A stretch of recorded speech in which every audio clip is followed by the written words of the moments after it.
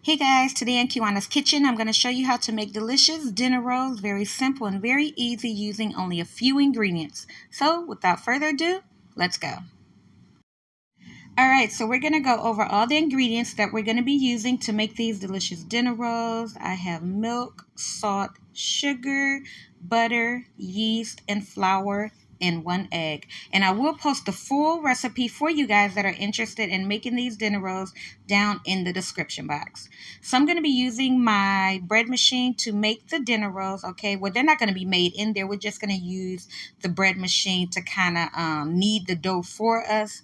Now, if you have a stand mixer, you can use your stand mixer as well. You don't necessarily have to have a bread machine to do this, or you can do it by hand, but it's totally up to you. So we're just going ahead and get all of our wet ingredients in there, the egg, the milk, the sugar, the salt, and then we're going to go in with the flour, and we're just going to go ahead and get all of that in there, okay?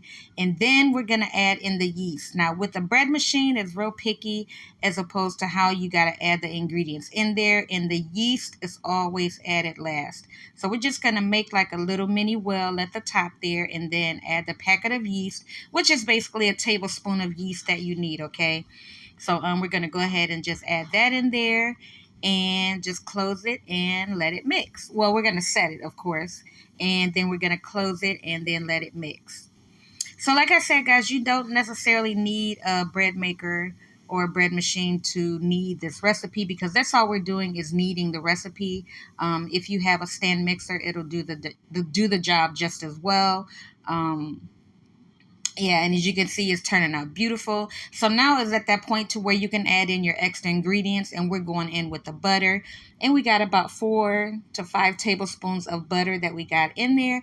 And you guys can see it mixed in beautifully. So we're going to go ahead and let this rise, because that's the process of the bread machine. So like I said, if you don't have the bread machine, you could do this in your stand mixer. And when you get to this point, guys, you can just go ahead, put it into your bowl, let it rise. It takes like an hour and 45 minutes to let it rise. And then after that, you go ahead and you shape your dough how you're going to shape your dough.